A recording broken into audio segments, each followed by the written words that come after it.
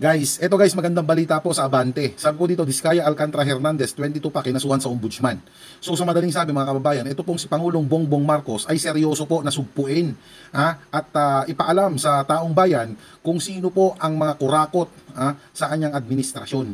At sabi niya nga, wala po siyang sasantuhin kahit malapit sa kanya.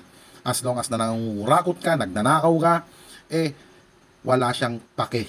Okay? Ibubunyag ka niya. O ngayon mga kababayan, etong mga taong ito ay talaga namang namayagpag nung panahon ni Rodrigo Duterte.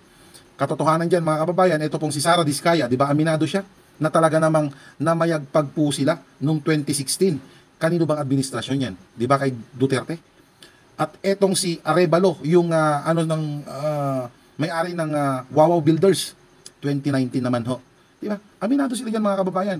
O ngayon, sa mga Gen Z, gusto ninyong pabagsakin si Pangulo? Sinong gusto ninyong iupo? Si Sara Duterte? Sa tingin ninyo, kayong mga Gen Z, kapag ka napabagsak nyo si Pangulo at naipalit nyo si Sara Duterte sa Malacanang, etong mga taong to, makakasuhan tong mga to? Maitutuloy ang investigasyon sa mga to? Wala po. Mahihinto po lahat yan. Kasi bakit? Mga kaalyado ni Sara Duterte yan eh. Mga kaibigan ng tatay ni Sara Duterte yan. At the same time, aminado ho dyan si Rodrigo Duterte na talaga namang rampant ang ika nga ay korupsyon nung panahon po niya dyan sa may DPWH, pero pinaimbestigahan niya ba? Hindi po mga kababayan. Di ba?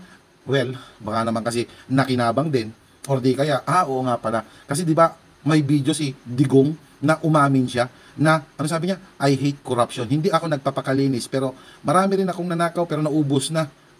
Di kaya naman pala hindi niya kayang paimbestigahan. Kasi bakit? Pare-pareho silang magnanakaw di ba? Tapos ito pa, bumuo po ng independent body commission na mag-iimbestiga itong si Pangulong Marcos, di ba? At may mga congressman, may mga senatong na nakakaladkad na po ang kanilang mga pangalan ngayon. At lahat po yan, yung iba dyan, kaalyado po nitong si Rodrigo Duterte. At tandaan ninyo mga kababayan, etong si Pulong Duterte, meron pong 51 billion pesos para sa infrastructure project dyan sa may Davao City. Pero bakit? Konting ulan lamang ay bumabaha pa rin sila dyan. At meron pang isa, etong si Pantaleon Alvarez, di ba? Dating speaker ni Rodrigo Duterte, na sabi nga ng kanyang anak, wala naman pong ibang pagkakakitaan etong si Pantaleon Alvarez, pero nakapagpatayo ng mansyon sa ibabaw or sa tuktok ng bundok para sa kanyang iskabeche, at may mga properties na mga beaches, di ba? Saan ho sila kumuha or saan po kaya kumuha etong si Alvarez ng pampagawa ng mansyon at pambili ng mga properties? Sa kabila po nung sinabi ng kanyang anak na wala naman palang ibang pagkukuhanan ng pera kundi yung pagiging congressman niya lang, di ba?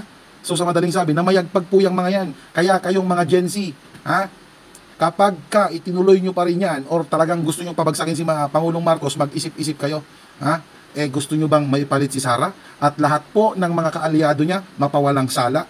At anong mangyayari sa ating mga Pilipino?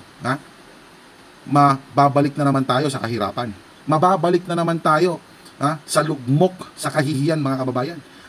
Kaya nga, mag-isip-isip kayo mga Gen Z, unless, na tulad kayo ng ibang mga DDS na binabayaran yung kanilang prinsipyo.